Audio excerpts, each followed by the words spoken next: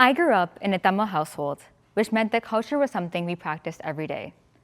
Tamil is an ethnic community from South India and Sri Lanka, with its own rich language, history, and film industry. In my home, we spoke Tamil. We celebrated Tamil holidays. We ate the same foods my parents grew up eating, and most weekends, we would watch Tamil movies together. For me, Tamil cinema, or Hollywood, was one of the main ways I connected with my culture. We would settle in on the sofa every Saturday night to watch the same type of movie, with the male lead and the female lead. And the male would yearn for the female, and by the end of the movie, they would be together. I loved our movies. It was pure and fun entertainment. It was our family time. But as I watched, a pattern began to emerge. In almost every film, the female lead was fair-skinned. She was always introduced as beautiful. The camera would go in slow motion as it would linger on her, drawing attention to her appearance. She was the ideal, she was the standard. On the other hand, darker-skinned women were almost never the romantic lead. They were usually side characters, maybe a friend or a comedic role. Sometimes they were even portrayed as unstable or undesirable, but they were never the ones chosen. I didn't question it back then. I was just a child, so I simply absorbed it. There's one actress who stands out in my memory, Amy Jackson. She starred in several Tamil films that came out during my childhood, and she was always cast as the heroine.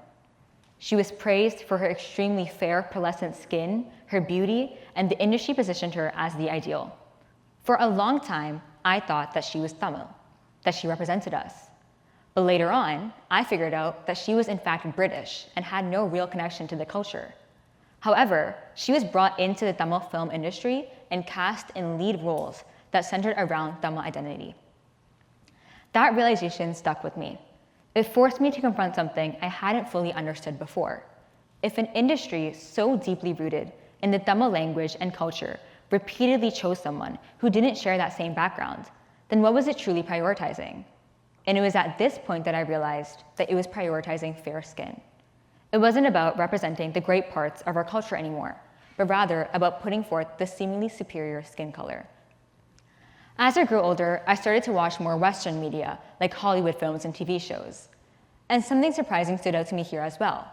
In recent years, shows like Never Have I Ever and Bridgerton have cast more diverse, culturally appropriate representations. Darker-skinned actresses like Simone Ashley, Maitreyi Ramakrishnan, and Sharita Chandran were cast in lead roles, showing that the Western media landscape was starting to reflect a more inclusive approach. The characters that these women played weren't defined by their skin color alone, and their stories were about much more than just stereotypes. This was very confusing for me. Here was Western media, which had historically been criticized for its lack of diversity, making strides to more inclusive representation. Yet, at the same time, the Hollywood industry, which is supposed to be rooted in Tamil language and culture, kept on relying on the same narrow beauty standards to represent a group of people that are so diverse in skin color. This industry just kept on putting forth the colorist idea that lighter is better. Not explicitly, but I learned it anyway. I learned it by watching Who Got the Love Story. I learned it by noticing which characters were successful and which were not. I learned it by seeing which actresses were placed and which were sidelined. And slowly, without realizing it, that shaped how I understood culture. For a long time, if someone had asked me, what is culture to you? I would have said something simple. I would have said, culture is food, culture is language, culture is religion, or culture is tradition. Those are the visible parts, the obvious ones, the parts that we celebrate. But as I grow older, I realized that culture is also the standards we normalize. It's a trace we reward, and it's also the seemingly inferior trace that we reject. Colorism was not something separate from my culture. It was embedded within it. It showed up in casting decisions, in beauty standards, in the way that certain skin tones were centered on and others were pushed to the sideline or even villainized. And because I was growing up within that system, I began to internalize parts of it. I began to associate light skin with confidence. I began to associate fair complexions with desirability. I didn't consciously decide that. It happened gradually through repetition. When you see the same image presented as the ideal over and over again, it stops feeling like a preference and it starts feeling like a fact. But at the same time, I felt pride in my culture. I loved speaking Tamil. I loved how we respected our elders, I loved our tasty food, and I loved my Saturday night movies with my family. So there was a tension inside of me. As how could I deeply value my culture while also recognizing that parts of it were holding on to harmful standards? That question stayed with me for years. It became increasingly difficult because colorism was not limited to the media. It was also reinforced socially. Comments about being fair were framed as compliments. Skin lightening products, a very famous one called Fair and Lovely, were advertised openly. People would comment on how I looked darker the day before and lighter and more beautiful the next day. These messages were not hidden. They were normalized. And once something is normalized, it becomes invisible. I did not initially think of colorism as a culture.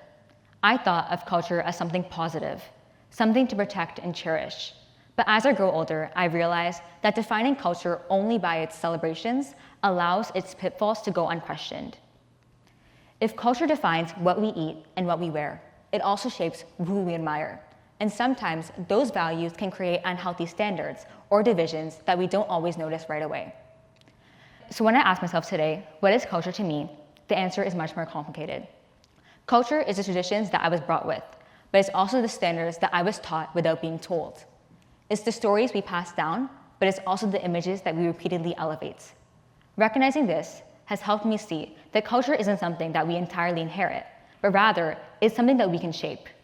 We can honor the beauty of our traditions, but we are also allowed to challenge the parts that no longer feel right.